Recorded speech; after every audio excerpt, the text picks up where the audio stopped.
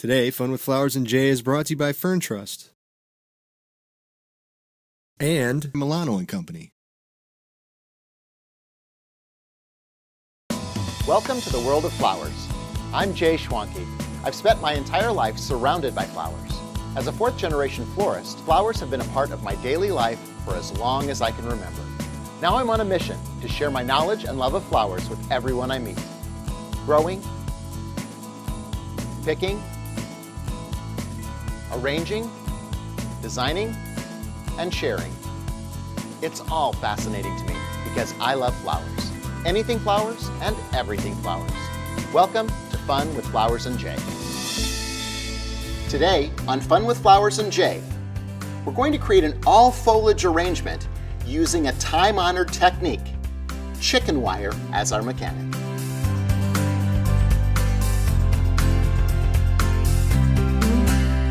With today's project, we're going to visit the time-honored technique of using chicken wire as a mechanic in the container. So if we go back a long ways, before there was flower foam, things like that, people even used to design in wet sand. That was a Victorian method for creating beautiful flower arrangements. Then we started to create flower frogs. And these flower frogs are basically what inspired chicken wire, because these would sit down inside a container or be wedged into the mouth of a container, and then you would place your stems into that and it would hold them in place. I found this at an antique show. I love it. It's the biggest flower frog I've ever seen. It has a lead back, so it's weighted, and it would sit down in the container like that, and then you'd place your flowers into that. Then along came chicken wire. It's funny, because people talk to me about chicken wire and talk about it being a new technique. When I started out flower designing, I used to create in chicken wire. Back in our greenhouses in Nebraska, we made all of our arrangements in chicken wire and styrofoam shred. So for about the first 6 years that I designed, chicken wire was the method that we used. You would cut a specific length like this and then bind it down into the container. That's what we're going to do today. You have to cut it with a wire cutters, and the ends can be sharp. This one is actually one that's covered with a plastic, so it's been dipped in a latex after it was wound together. So you have to be careful when you work with chicken wire. The other thing I remember about chicken wire fondly is we had to have 2 tetanus shots a year, because if you got scraped with a rusty chicken wire, that was a bad thing too. But we're going to use that technique today. And I think the thing that people love about chicken wire is the fact that chicken wire makes the arrangement look different because the flowers layer on top of each other as we place them in there. So we've selected this beautiful container from Accent Decor, and it's kind of a chalice shape, and we've cut an appropriate length of chicken wire. So what I'm going to do is, our form needs to be about that big. And we're just going to bend down those sharp edges and create a dome shape inside the bowl. Now you can see why this could be a little bit dangerous with the sharp edges. Some people also use a flower frog at the bottom when they're using it. I don't really find that method to be too helpful because I think it's hard to insert into that flower frog at the bottom when you're going through the chicken wire at the top. So I think the chicken wire layering does a great job. So now we're all down inside there. And what's going to happen is when we make our placements through that, that's going to hold our flowers into the water level in the bottom. The next step that we want to do, because this could pop out pretty easily, is to tape it into place. So I'm going to use my 1/4 inch clear tape, and we're just going to stretch it across, and I'm going to bind it in a couple of places because I don't want the chicken wire to pop out when I'm making the arrangement.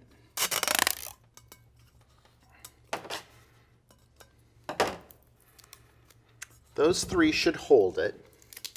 Then what I'm going to do is I'm just going to go around the edge of the container with my clear tape again.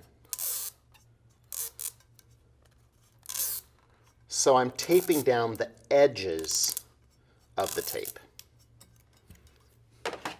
Make sure that we go all the way around and then press it into place.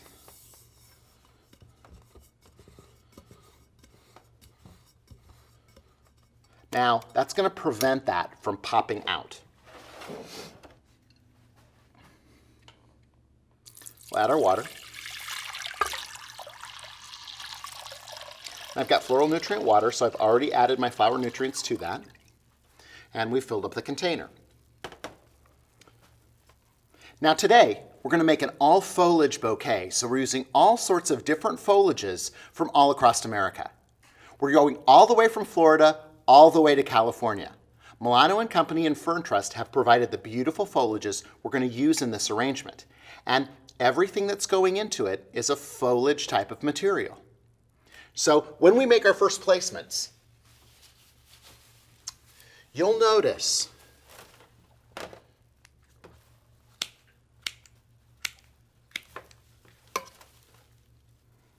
how the stem goes into the chicken wire. So when it comes in like this, we're going to layer our foliages all the way out from the center. Our placement can't be as specific as it would be when we use foam. So we're guided by where the holes are in the chicken wire. So that's going to give our arrangement a completely different look.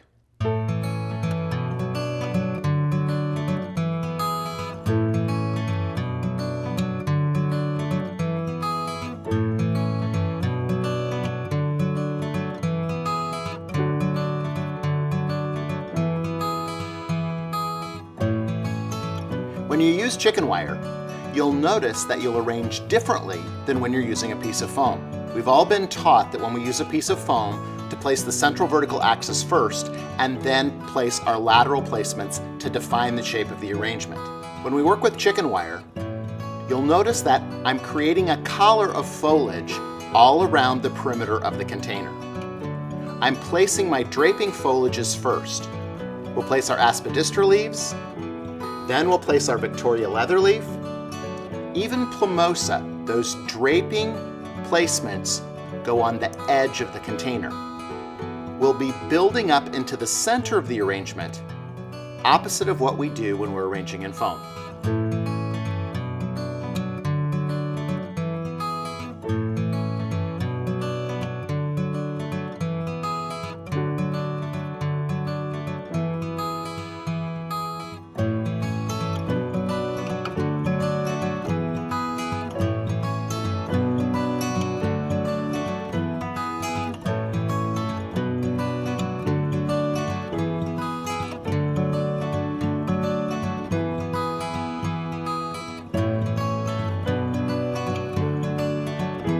I'm adding my lily grass in bundles. We're using one whole bunch, but you'll notice I've split it up into 3 pieces and added it on different sides of the arrangement.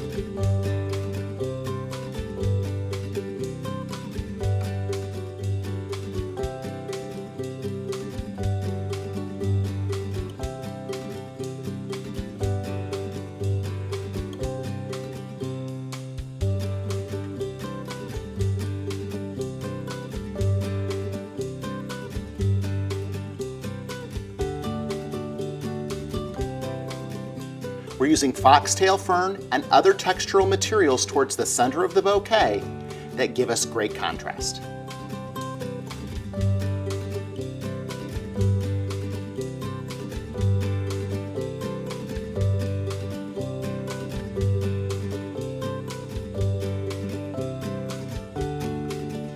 So you'll notice that this arrangement looks different than a typical arrangement because of the way that we've layered the foliages and they layer over the top of one another. We were allowed to do that because of the chicken wire mechanic. You could create this same mechanic in foam if you wanted to. It would just be about making those placements in a similar fashion that you would with the chicken wire. I love an all foliage arrangement. But remember, you could create an arrangement like this and add flowers to it as well. The same methodology works for flowers or foliage when you're working with chicken wire. It's an age-old technique, and I'm glad we were able to revisit it today. You may find this mechanic enchanting or an easier way for you to design. Whatever you think, chicken wire is something old that's new again. Until next week, keep having fun with flowers.